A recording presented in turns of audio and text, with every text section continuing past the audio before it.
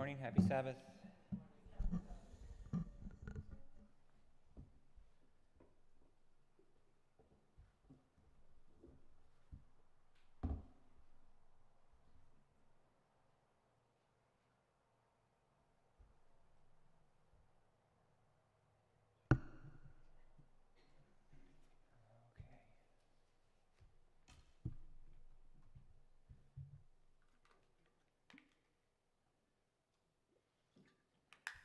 Okay.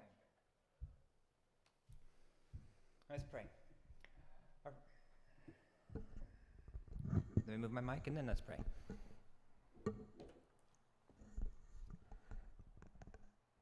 Our Father in heaven, thank you for helping us to gather here today. Please be with me as I speak. Help your words to come through me, Lord. In Jesus' name we pray. Amen. How to kill a giant. I imagine Arabic and I think about what this sermon's going to be about, but you'll figure it out. Verse 1 Samuel 17, 57 to 58. As soon as David returned from killing the Philistine, Abner took him and brought him before Saul, with David still holding the Philistine's head. Whose son are you, young man? Saul asked him. David said, I am the son of the servant Jesse of Bethlehem.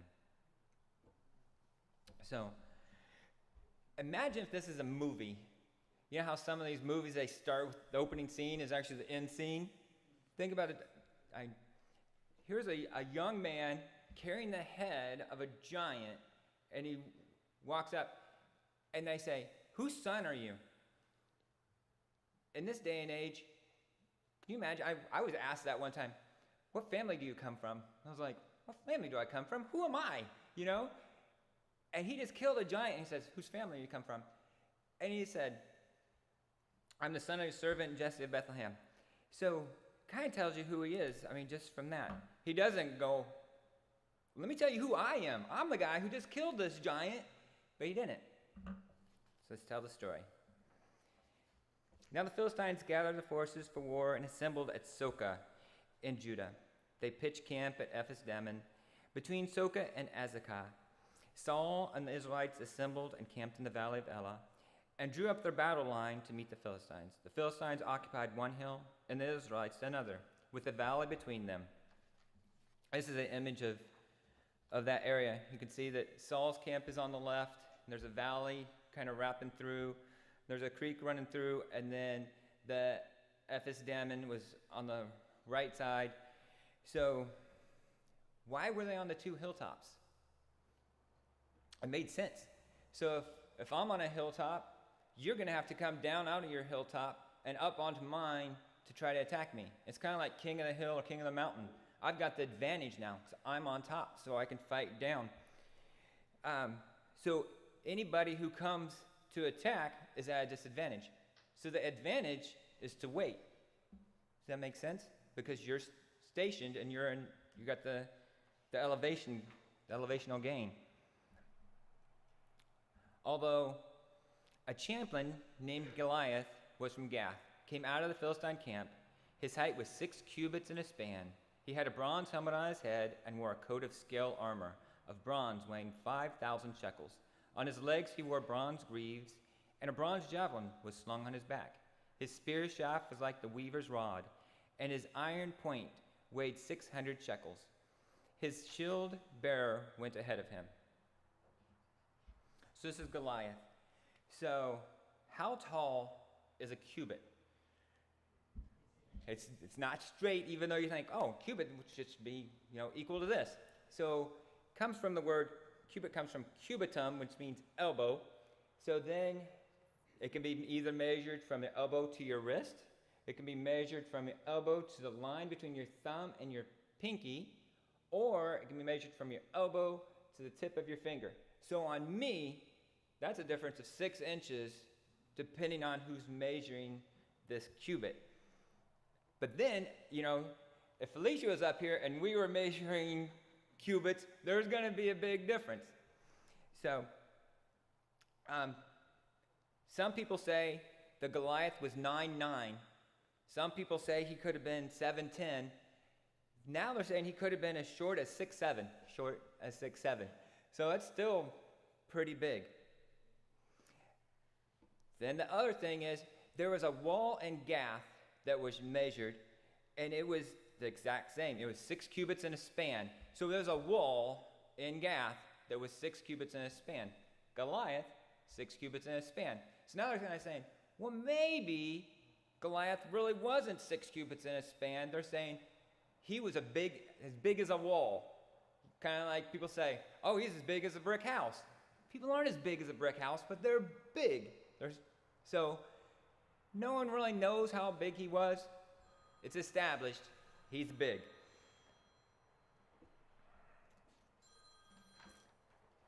So, he had a bronze helmet on his head, so his head's covered.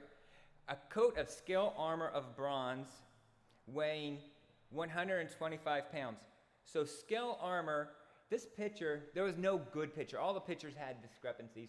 Scale armor, think of a fish, and they have scales, so it's overlapping pieces of bronze so he could move. So it's not one solid breastplate. It's a many small breastplates that are scaled together. Bronze greaves. What are bronze greaves? I didn't know. I like to call them leg warmers, but they're bronze leg warmers. So he wears it from his knees down to his ankles, so he can't get kicked in the shin, or an arrow to the shin won't put him down. A bronze javelin on his back with a spear. He had a spear that was like a weaver's beam. I'm a little bit silly. I was like, I don't know what a weaver's beam is. So if we're weaving a rug, a tapestry, you would hang that on a beam. So nowadays we might say that it was like a curtain rod, but it's not a small rod, it's a big rod. So they're talking about the diameter of the spear, that it's not some little shovel handle, it's a large tree trunk, with a spear point weighing 15 pounds. So this is a big spear. Everything that he's putting on here, it's big. He's got 125 pounds of breastplate. One of the articles I was reading said, Marines nowadays will wear a backpack that's 125 pounds. Yeah, but if they're going to fight, they're going to drop that backpack. He's fighting with this 125 pounds. So this is established. Goliath is big. Goliath stood and shouted to the ranks of Israel, "Why do you come out and line up for battle? Am I not a Philistine? And are you not the servants of Saul? Choose a man and have him come down to me. If he is able to fight and kill me, we will become your subjects. But if I overcome him and kill him, you will become our subjects and serve us." Then the Philistines said, "This day I defy the armies of Israel. Give me a man and let us fight each other." On hearing the Philistines' words, Saul and all the Israelites were dismayed and terrified. So the deal is, they have their armies, but he's proposing, let's do it one-on-one. Winner takes all. Mano a mano. But like I said, he's a big man, heavily armored. So, some people, at the end it says, on hearing this, the Philistine words, Saul and all the Israelites were dismayed and terrified. So, even if he's not a giant, he's big enough that everybody is terrified, even Saul. A lot of people think that Saul should have been the one to have fought this battle because he was the leader of the Israelites. He was head and shoulders above everybody else. Again, how tall is that? Don't know. Everybody says that Saul was definitely over 6 foot, but we don't know. Now David was a son of an Ephrathite named Jesse, who was from Bethlehem in Judah. Jesse had 8 sons, and in Saul's time he was very old. Jesse's oldest sons had followed Saul to war. The firstborn was Eliab, the second Abinadab, and the third Shammah. David was the youngest. The third oldest followed Saul, but David went back and forth from Saul to tend his father's sheep in Bethlehem. So an Ephrathite is a person who has migrated from the northern Judah. Another question, Bethlehem to the valley of Elah is 30 kilometers, which is 18 miles. So that's a little ways.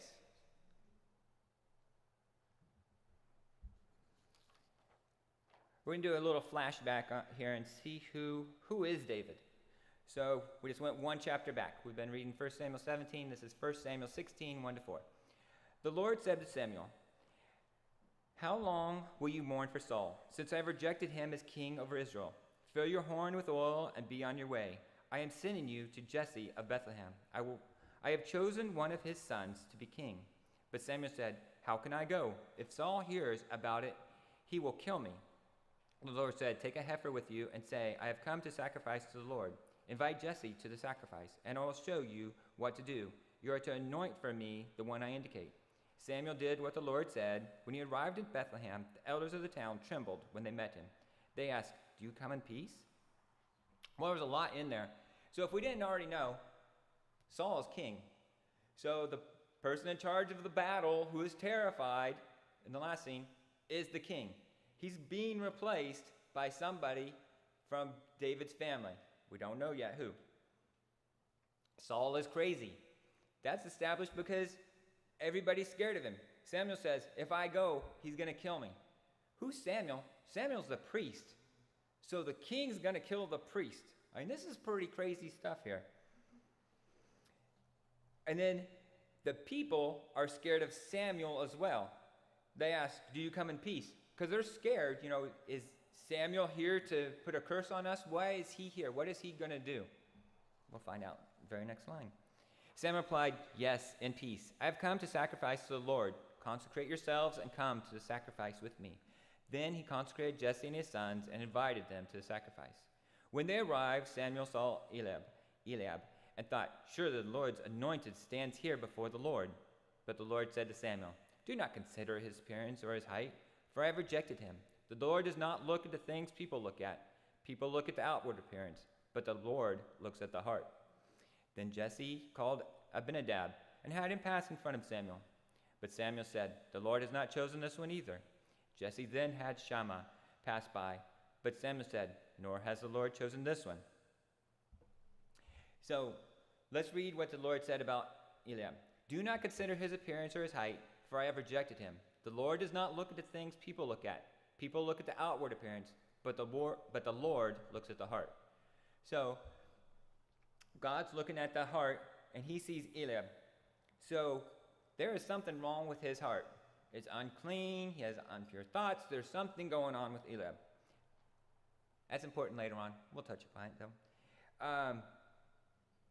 So he's rejected the first three sons.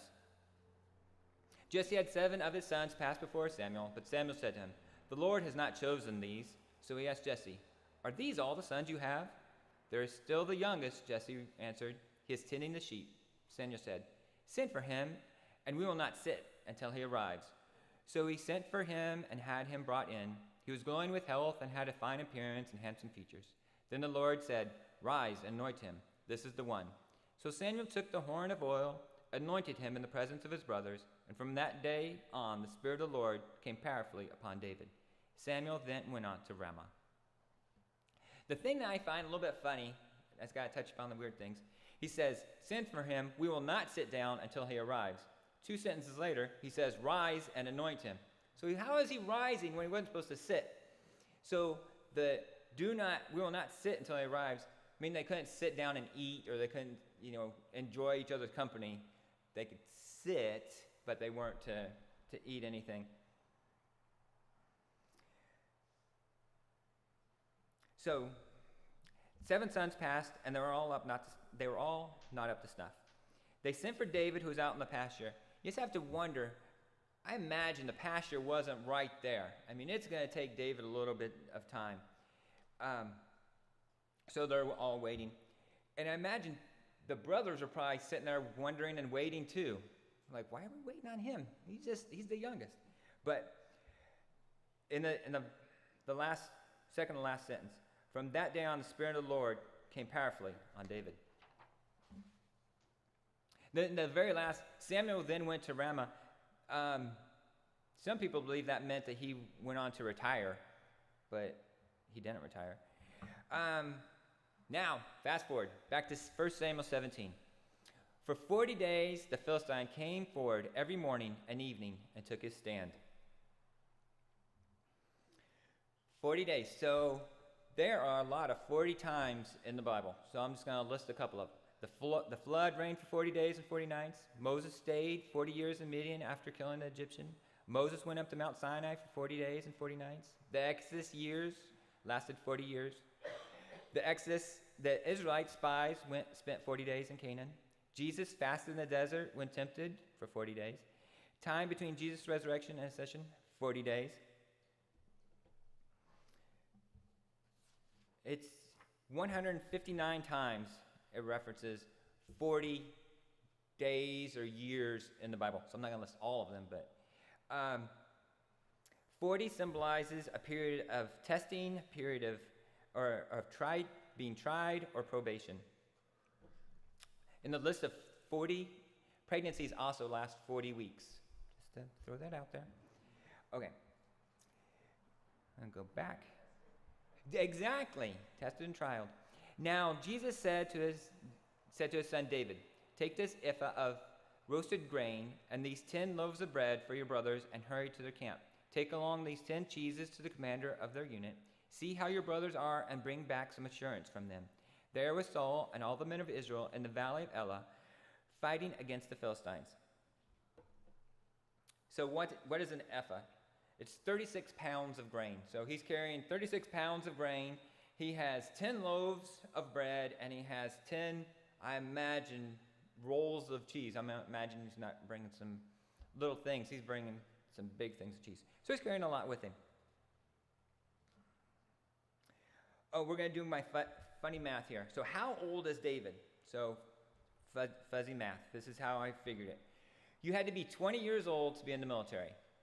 3 sons of the 8 are in the military. So they're greater than 20. So number four is 19. I'm guesstimating. Number 5 is 18. Number 6 is 17. Number 7 is 16. And number 8 is 15. But now, some curveballs. There were 2 daughters. We don't know where they fall in there. Also, I'm saying that each one was born within a year. We don't know. Could have been 9 months. Could have been greater than a year. But I'm going to say that David's 15. So, a little bit of fuzzy math. But you got to think, David's not old. He's a young, mid-teenager. So, 15.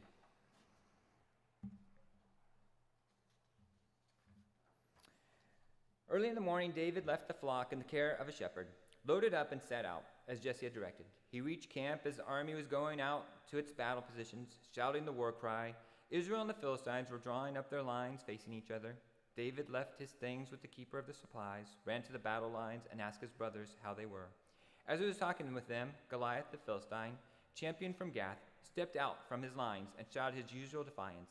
And David heard it. Whenever the Israelites saw the man, they all fled from him in great fear. So again, he may not be a giant, but grown men are running from him. So, now the Israelites had been saying, "Do you see how this man keeps coming out? He comes out to defy Israel. The king will give great wealth to the man who kills him. He will also give his daughter in marriage and will exempt his family from taxes in Israel." David asked the men standing near him, "What will be done for the man who kills the Philistine and removes this disgrace from Israel? Who is this uncircumcised Philistine that he should defy the armies of the living God?" They repeated to him what they had been saying and told him, "This is what will be done for the man who kills him." When Eliab, David's oldest brother, heard him speaking with the men, he burned with anger at him and asked, "Why have you come down here? And with whom did you leave those few sheep in the wilderness? I know how conceited you are and how wicked your heart is. You come down here only to watch the battle." So, think about this. God was judging not upon appearance, but upon the heart. And who did he say that very first thing to? Eliab. And so, what is now Eliab saying to David, who is the one who is anointed? He's like, "You have a wicked heart." So it sounds to me like Eliab is projecting his, evilness upon David. He's projecting what he has. Say, "I'm this way, you're this way."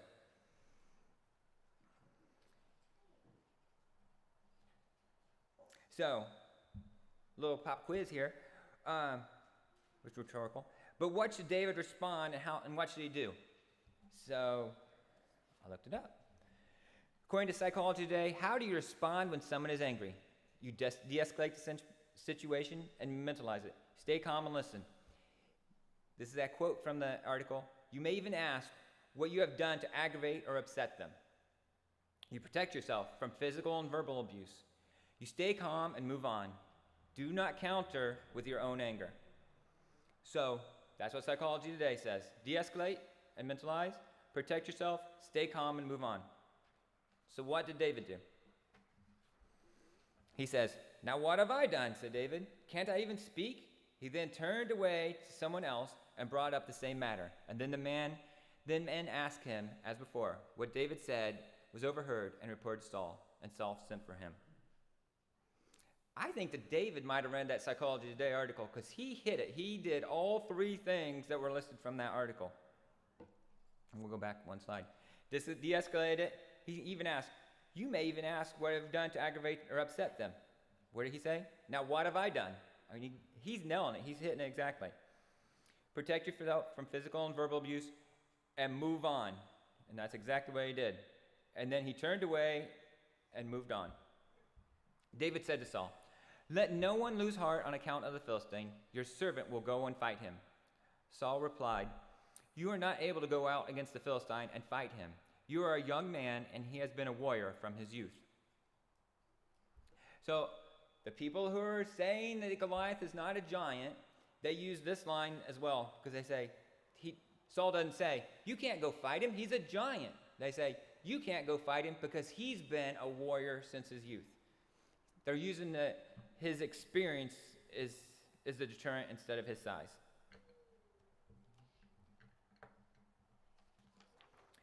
But David said to Saul, your servant has been keeping his father's sheep. When a lion or a bear came and carried off a sheep from the flock, I went after it, struck it, and rescued the sheep from its mouth. When it turned on me, I seized it by its hair, struck it, and killed it. Your servant has killed both the lion and the bear. This uncircumcised Philistine will be like one of them, because he has defied the armies of the living God. The Lord has rescued me from the paw of the lion and the paw of the bear. He will rescue me from the hand of the Philistine. So David said, go, and the Lord be with you. So you have to think, what has David been doing his whole life? Maybe not his whole life, but he's been out in the pasture watching the sheep. He's been protecting that flock. And he's actually been getting ready for this day. So he had two tests before. He had a test of a bear. He had a test of a lion. It's kind of escalating. And so he's ready. He's like, I've already fought a bear and a lion. This is just a man. Then Saul dressed David in his own tunic. He put a coat of armor on him and a bronze helmet on his head. David fastened on his sword over the tunic and tried walking around because he was not used to them. I cannot go in these, he said to Saul, because I am not used to them. So he took them off. Then he took his staff in his hand, chose 5 smooth stones from the stream, then put them in the pouch with his shepherd's bag, and with his sling in his hand, approached the Philistine. So, why did David not go to the battle in the king's clothes? Because he knew himself both physically and psychologically. And so, how do you know yourself? 10 Easy Ways by Tony Robbins. Know yourself, not who others want you to be. So, his brother was projecting his evilness upon him. King Saul wanted him to be a warrior just as he is. David's like, I'm not a warrior, I'm a shepherd. I don't need to wear all these things. Let go of negative self-talk. Can't never did anything until they tried. It's a quote by F. Lee Hayslip. Focus on your strengths. Dwell on what you can do and not what you can't do. So think about it. He's probably never had a sword in his hand. Why would that be the way to go? Why am I going to, first time ever using a sword, it's a life and death battle for, all of your lives as well. Doesn't bode well. Doesn't seem like the right thing to do. Stop living in the past. Today is the first day of the rest of your life. Stop caring about what others think. What others think of you is a reflection of them, not of you. Be open to change. To be yourself, you must actually allow yourself to change. Be vulnerable. Be open and honest with your loved ones. Express yourself through art, writing, music, or gardening. Again, think about David. What's he known for? He's known for, writing music and playing music to the king, writing poems, think of the book of Psalms, being a skilled slingshotist. So he has been expressing himself his whole life. So the next question, why did David pick up 5 stones? There's some dispute about this, but the one I like is because Saul had a brother, not Saul, sorry. Goliath had a brother, and he had 3 sons. And so gigantism ran in the family. And so he picked up those 5 stones because he was thinking, well, I'm going to kill Goliath, then I'm going to go kill Lami, then I'm going to kill Ishbi-Benob, then Saph. And then the last guy's name is Exigdalictus. That's not his name. The guy actually had an extra finger, so the people just said that was his, people searching the Bible. But how do we know that these are them? Because in 1 Chronicles 20, verse 4 to 8, and 2 Samuel 21, 15 to 18 are references these. If we fast forward, 2 Samuel 21 to 22. These 4 were born to the giant of Gath, and fell by the hand of David and by the hand of his servants. So David eventually does kill all of these giants. Well, David and his people, his servants, killed all of these giants. So that's why I think he grabbed 5 stones. He had bigger pictures. He wasn't just going to go after one. Meanwhile, the Philistine with his shield bearer in front of him kept coming closer to David. He looked David over and saw that he was little more than a boy, glowing with health and handsome, and he despised him. He said to David, "Am I a dog that you come at me with sticks?" And the Philistine cursed David by his gods. "Come here," he said, "and I'll give your flesh to the birds and the wild animals." Two things in there.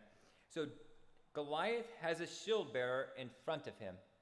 So there's another person carrying his shield in front of him. And then the funny thing he says, "Am I a dog that you come at me with sticks?" So how many sticks should David have? He should have a staff. But that's not sticks. So the answer is Goliath, I'm going to say, is a giant. So growth hormone comes from your pituitary gland, which is located behind your eyes. If that pituitary gland is enlarged, it can impact the optic chiasm. So you have optic nerves that come out of your eyes and they cross right above your pituitary gland.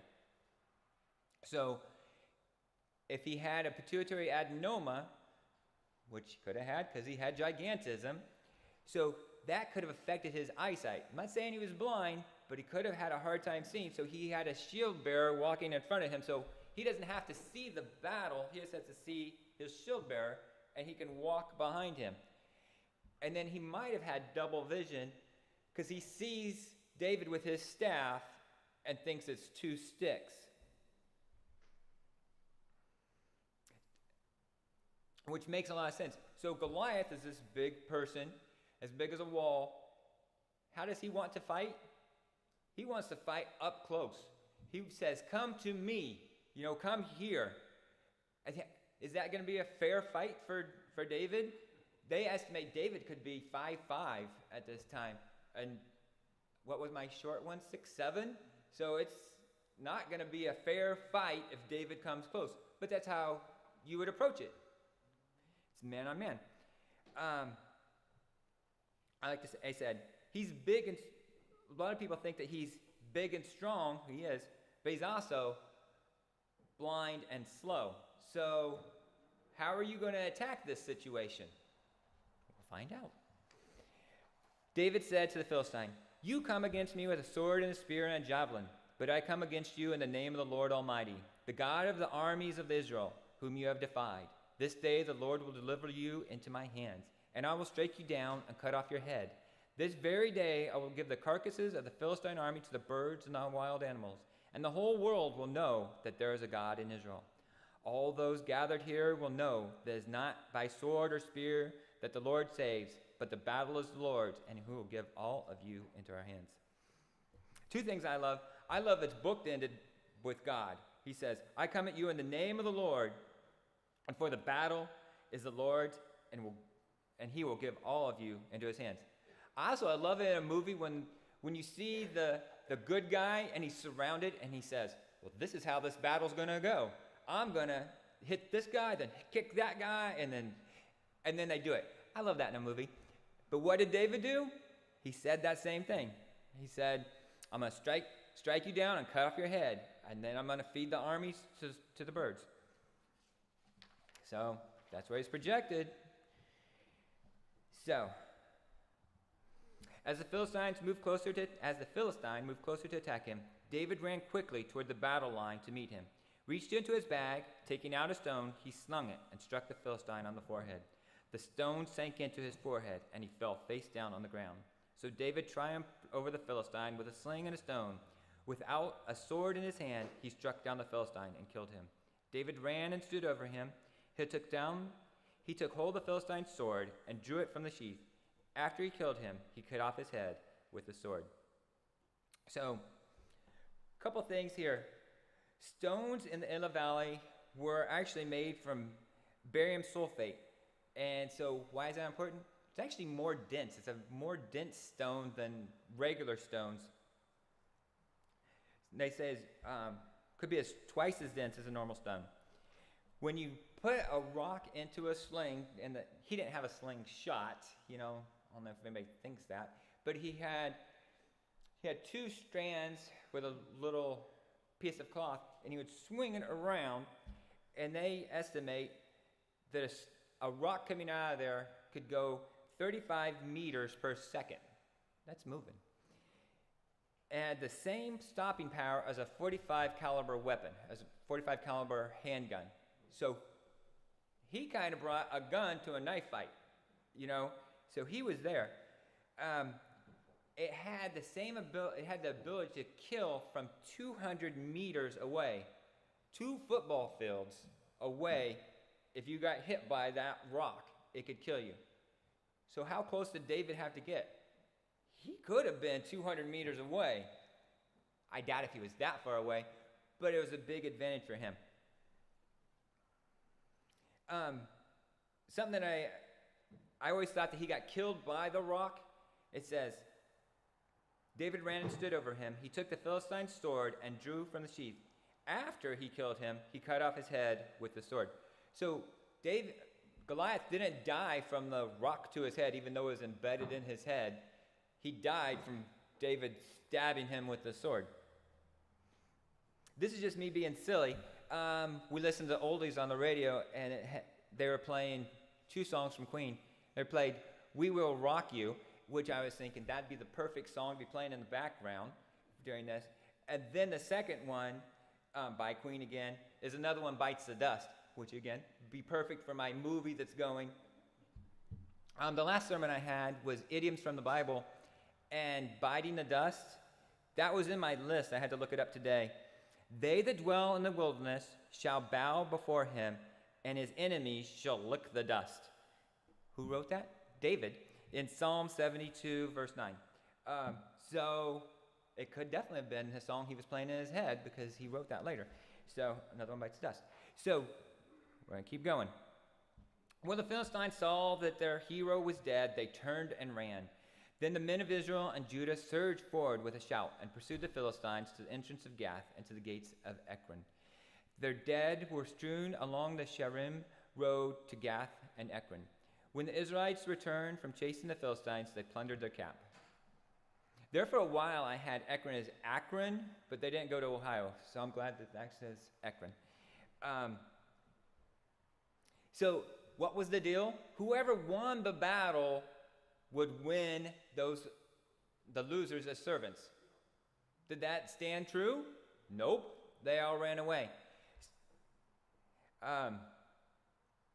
How far away they were strewn along the Sharim road to Gath and Ekron. So that was 8 miles the bodies were strewn from Elam, the valley of Elah, to Ekron. David took the Philistine's head and brought it to Jerusalem. He put the Philistine's weapons in his own tent. As Saul watched David going out to meet the Philistine, he said to Abner, commander of the army, Abner, whose son is that young man? Abner replied, as surely as you live, your majesty, I don't know. The king said, find out whose son this young man is.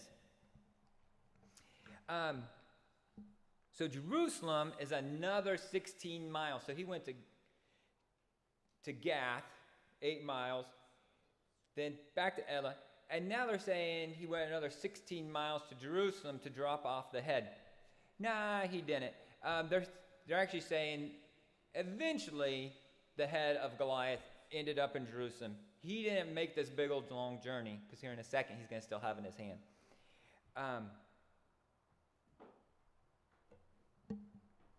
As soon as David returned from killing the Philistine, Abner took him and brought him before Saul. And Saul, still holding the Philistine's head, whose son are you, young man? Saul asked him. David said, I am the son of your servant Jesse of Bethlehem. Think about how humble he is here. He, just like I said before, he didn't say, who am I? I'm the guy who just killed him. He just said, I'm the son of your servant Jesse of Bethlehem. That's pretty humble. He still doesn't acknowledge, he acknowledges, I'm the son of your servant. How would we do it nowadays? Would we be that humble? I don't know. Would I be that humble? So, 5 things we learned from the story of David. Number 1, do not judge others by his appearance. Only God knows their hearts. Do not return anger with anger. Be yourself. Know your strengths and your weaknesses. Know your audience and your enemies. Know your enemies' strengths and weaknesses. And continue to love the God throughout your whole life in all you do and say. Thank you.